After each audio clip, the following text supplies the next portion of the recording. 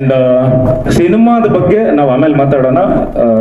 Cinema ಮಾತಾಡ್ಲಿ, ಒಂದು ಹೇಳಕ್ ಇಷ್ಟಪಡ್ತೀನಿ. ಈ ಸಿನಿಮಾ ಸ್ಟಾರ್ಟ್ ಆದ್ಮೇಲೆ ಒಂದಿಷ್ಟು ದಿನ ಒಂದಿಷ್ಟು ಪ್ರಾಬ್ಲಮ್ಸ್ಗಳೆಲ್ಲ ಆಗಿ ಒಂದಿಷ್ಟು ದಿನ ನಿಂತೋಗಿತ್ತು. ಅಂಡ್ ಇವತ್ತು ಈ ಸಿನಿಮಾ ಈ ಹಂತಕ್ಕೆ ಬರೋಕ್ಕೆ ನಾವೆಲ್ಲ ಒಂದು ಬಹಳ ಇದ್ರ ಹಿಂದೆ ಬಹಳಷ್ಟು ಶ್ರಮ ಇದೆ.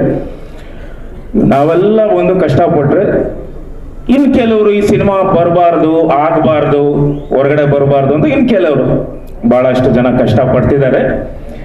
ಬಟ್ ನಾನು ಹೇಳಕ್ ಇಷ್ಟಪಡ್ತೀನಿ ಏನು ಅಂದ್ರೆ, ಈ ಸಿನಿಮಾ ಮೇಲೆ ಆ ಮಾದಪ್ಪನ ಆಶೀರ್ವಾದ ಇದೆ. ಮಾದಪ್ಪನ ಆಶೀರ್ವಾದ ಇದೆ. ಎಲ್ಲ ನಮ್ಮ ಅಭಿಮಾನಿ ದೇವರುಗಳ ಆಶೀರ್ವಾದ ಇದೆ. ಎಲ್ಲ ಕರ್ನಾಟಕ ಜನತೆ ಆಶೀರ್ವಾದ ಇದೆ.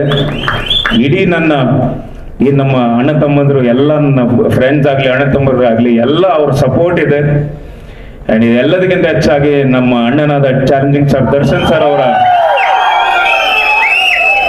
ಆಶೀರ್ವಾದನೂ ಇದೆ. ಸೊ ಬಹಳಷ್ಟು ಜನ ಹೇಳ್ತಾರೆ ಕಾಣದ ಕೈಗಳು ಕೆಲಸ ಮಾಡುತ್ತೆ ಅಂತ.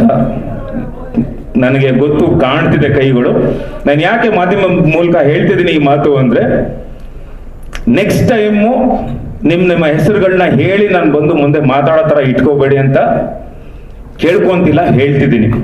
ಬಿಕಾಸ್ ಸಿನಿಮಾ ಒಂದೊಳ್ಳೆ ಸಿನಿಮಾ ಆಗಲಿ, ಒಬ್ಬ ನಿರ್ಮಾಪಕ ಬದುಕಿದ್ರೆ ಸಾವಿರಾರು ಜನ ಊಟ ಮಾಡ್ತಾರೆ. ಸಿನಿಮಾ ಇಂಡಸ್ಟ್ರಿಗೆ ಒಳ್ಳೊಳ್ಳೆ ಸಿನಿಮಾಗಳು ಬರುತ್ತೆ. ಯಾಕಂದ್ರೆ ಬಹಳಷ್ಟು ನಂಬಿಕೆ ಇಟ್ಕೊಂಡಿದ್ದೀನಿ ಸಿನಿಮಾ ಮೇಲೆ ನಾನು.